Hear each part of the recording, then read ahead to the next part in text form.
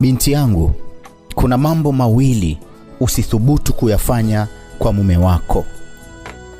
Kwa sababu haya mambo mawili hakuna mwanaume ambaye anapendezwa nayo isipokuwa wanayanyamazia. Yaani ni mambo mawili ambayo yanaumiza sana kwa mwanaume lakini hawezi kusema kwa sababu ya utandawazi, kwa sababu ya maisha jinsi yalivyo, misingi ya maisha. Lakini haya mambo mawili si mambo mazuri ya kupendeza machoni kwa mwanaume hata siku moja.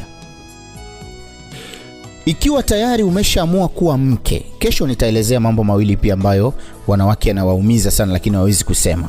Leo naanza na wamama.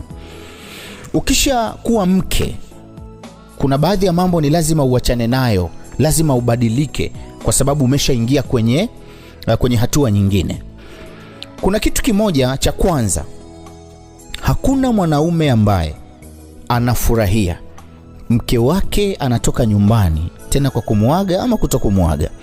Anatoka nyumbani eti anakwenda mahali, anaingia kwenye ofisi ya mtu, kisha anakaa kwenye kiti, machinga amekaa chini, alafu ananyanyua mguu wake anaweka juu ya yule machinga anasogeza nguo kidogo, alafu anaanza kumosha miguu, anaanza kumfanyia masaji kwenye kucha, eti anamtengeneza kucha. Abadani, hakuna mwanaume wa hivyo binti yangu, hakuna.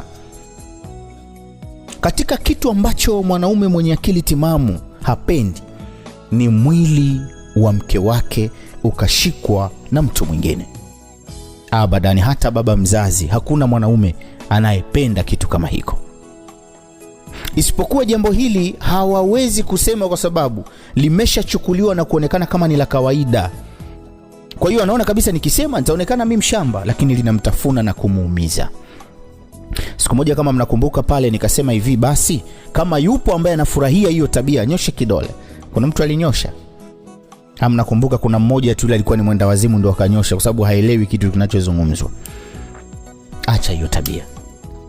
Acha, kwa sababu ashumu, yani libebe lile kwa upande wako wewe. Mume wako anakuaga na kuambia naenda kwenye ofisi fulani kwenda kufanywa massage na binti.